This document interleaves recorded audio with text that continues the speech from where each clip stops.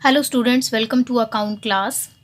जब हमने plus two का सिलेबस शुरू किया था तब हमने बात की थी कि पार्टनरशिप के ऊपर हमारी पूरी एक बुक बेस्ड है। तो पार्टनरशिप के ऊपर हम 4 चैप्टर्स ऑलरेडी पढ़ चुके हैं।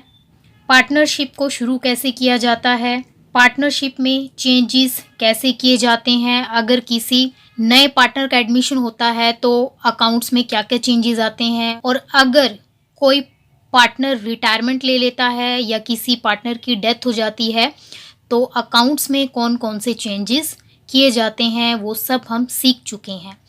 आज हम पार्टनरशिप से रिलेटेड लास्ट चैप्टर करेंगे जिसका नाम है डिसोल्यूशन ऑफ पार्टनरशिप फॉर्म, साझेदारी फर्म का समापन। और इस चैप्टर के साथ हमारी पार्टनरशिप से रिलेटेड बुक भी कंप्लीट हो जाएगी। तो डिसोल्यूशन ऑफ पार्टनरशिप फर्म का मतलब होता है साझेदारी फर्म का समापन। हमारे पास दो टर्म्स हैं, डिसोल्यूशन ऑफ पार्टनरशिप और डिसोल्यूशन ऑफ पार्टनरशिप फर्म। देखने में सुनने में ये दोनों टर्म एक जैसी ही लग रही हैं, लेकिन ये दोनों टर्म बहुत अलग अलग है। स्टूडेंट्स इन दोनों टर्म्स में कंफ्यूज हो जाते हैं, तो सबसे पहले हम इन दोनों टर्म का मीनिंग क्लियर कर लेते हैं। तो डिसोल्यूशन ऑफ पार्टनरशिप का मतलब होता है एंड ऑफ ओल्ड पार्टनरशिप, मतलब पुरानी पार्टनरशिप को ख़त्म कर दिया जाता है। मतलब पुराने एग्रीमेंट के साथ पुरानी पार्टनरशिप को ख़त्म कर दिया जाता है और नए एग्रीमेंट की हेल्प से नई पार्टनरशिप शुरू की जाती है। दूसरे शब्दों में हम इसे रिकॉन्स्टिट्यूशन ऑफ पार्टनरशिप फर्म भी कह सकते हैं। रिकॉन्स्टिट्यूशन ऑफ पार्टनरशिप फर्म का मतलब है पार्टनरशिप फर्म का रिकॉन्स्टिट्यूशन, मतलब दोबारा से बनना। मीन्स पुराने पार्टनरशिप का ख़त्म हो जाना और नए एग्रीमेंट को बना के नई पार्टनरशिप को शुरू करना। और हम ऑलरेडी पढ़ चुके हैं कि रिकॉन्स्टिट्यूशन ऑफ पार्टनरशिप फर्म किन किन केसेस में होता है। अगर एग्जिस्टिंग पार्टनर्स के बीच में प्रॉफिट शेयरिंग रेशियो चेंज होता है, अगर किसी नए पार्टनर का एडमिशन होता है, कोई पुराना पार्टनर छोड़कर चला जाता है, किसी पार्टनर की डेथ हो जाती है, तो इन सब केसेस को हम रिकॉन्स्टिट्यूशन ऑफ पार्टनरशिप फर्म बोलते हैं और इसी को हम बोलते हैं dissolution of partnership. In short, dissolution of partnership हम ऑलरेडी पिछले 3 चैप्टर्स में पढ़ चुके हैं और आज हम पढ़ेंगे dissolution of partnership firm. Means partnership firm का डिसोल्यूशन हो जाना, मतलब एंड ऑफ फर्म।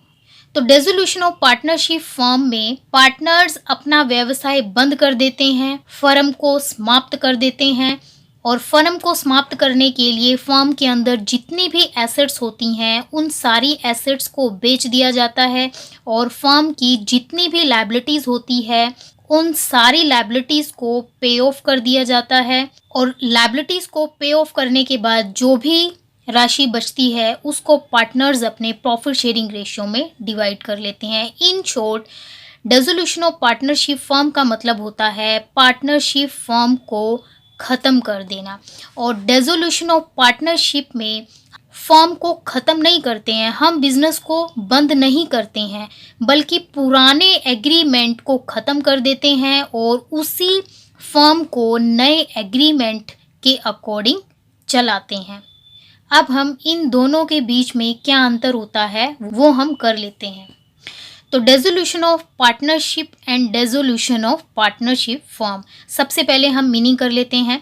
तो डिसोल्यूशन ऑफ पार्टनरशिप का मतलब है रिकॉन्स्टिट्यूशन ऑफ पार्टनरशिप फर्म, मतलब पुराना एग्रीमेंट है उस एग्रीमेंट में परिवर्तन करके हम व्यवसाय को चालू रखते हैं।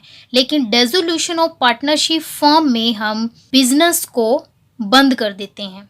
सेकंड डिफरेंस है continuation of the business. Dissolution of partnership में व्यवसाय चालू रहता है और डिसोल्यूशन ऑफ फर्म में व्यवसाय बंद हो जाता है। थर्ड डिफरेंस है इकोनॉमिक रिलेशनशिप। जब डिसोल्यूशन ऑफ पार्टनरशिप मतलब रिकॉन्स्टिट्यूशन ऑफ पार्टनरशिप फॉर्म होता है तो पार्टनर्स के बीच में जो आर्थिक संबंध होते हैं सिचुएशन के हिसाब से थोड़े बहुत चेंज हो जाते हैं। लेकिन डिसोल्यूशन ऑफ फर्म में जब फर्म बंद हो जाती है तो पार्टनर्स के बीच में जो आर्थिक रिलेशंस होते हैं वो भी ख़त्म हो जाते हैं। फोर्थ डिफरेंस है closure of books of accounts. Dissolution of partnership में फर्म की अकाउंटिंग बुक्स को बंद नहीं किया जाता है, लेकिन डिसोल्यूशन ऑफ पार्टनरशिप फर्म में फर्म की बुक्स को बंद कर दिया जाता है।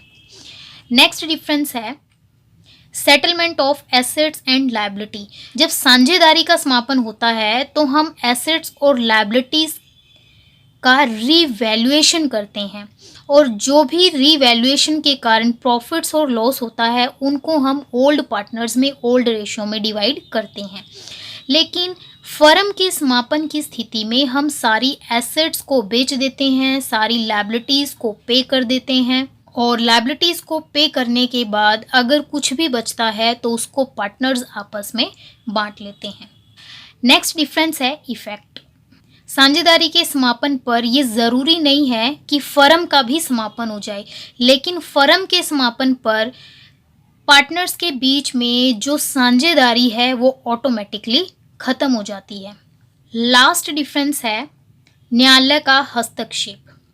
साझेदारी के समापन में कोर्ट के हस्तक्षेप की कोई आवश्यकता नहीं होती। साझेदारी का समापन पार्टनर्स आपस में डिसाइड करके करते हैं कि प्रॉफिट शेयरिंग रेशियो चेंज होना है, नया पार्टनर आना है या किसी पार्टनर को रिटायरमेंट लेनी है, वो ये सब निर्णय पार्टनर आपसी सहमति से करते हैं, तो इसलिए इसमें कोर्ट का कोई हस्तक्षेप नहीं होता है।